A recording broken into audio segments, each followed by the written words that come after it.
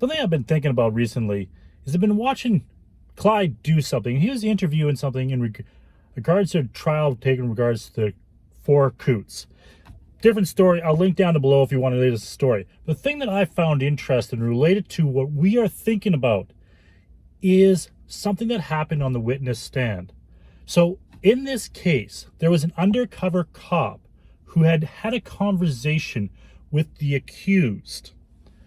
And the lawyer defending the accused was asking the undercover cop, so which do you trust more? Which is more accurate?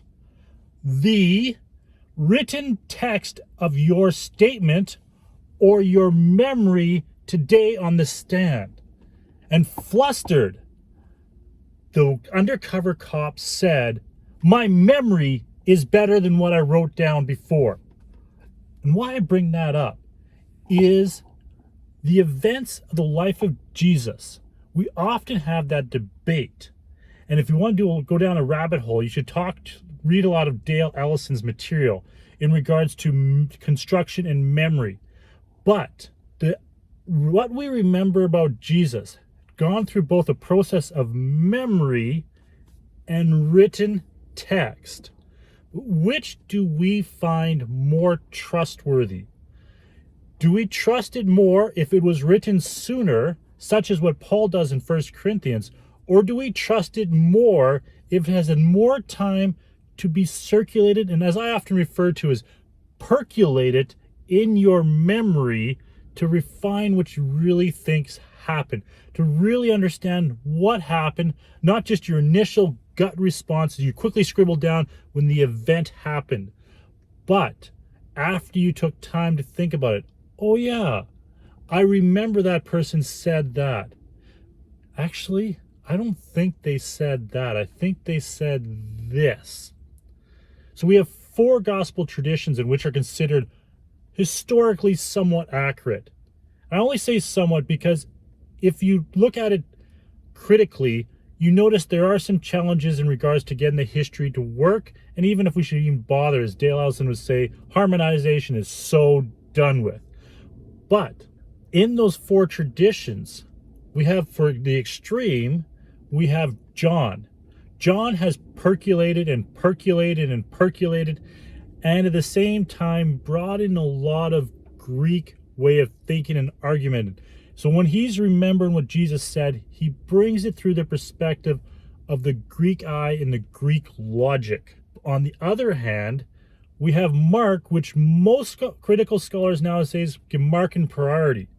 So we say that Mark is dated the earliest. Yes, there are traditions that are dated earlier than Mark, but as a whole gospel picture, we date Mark as the earliest. So do we trust more what Mark has said because he wrote it down first? Or do we find that there's better understanding of the life of Jesus in the traditions of Matthew or Luke or even John, who've given it more time to be in their minds and they percolate it through? That being said, don't think that they happen in isolation, because they didn't.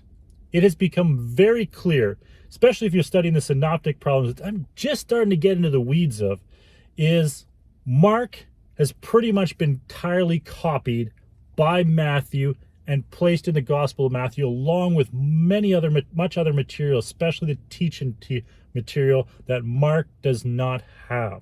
But even with the written text now being combined with the memory, is Matthew thinking through what happened in context of what Mark says happened and saying, oh, no, I actually remember it a little bit better than that, or a little differently? Or should you take Mark in priority over understanding all of the text, all of the stories about Jesus, and say, well, Mark wrote it down first. So if Mark wrote it down first, it is the most accurate. So comment down below.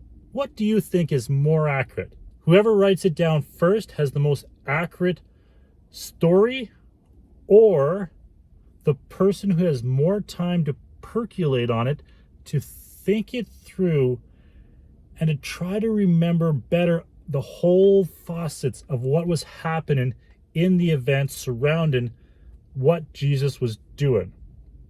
So again, comment down below.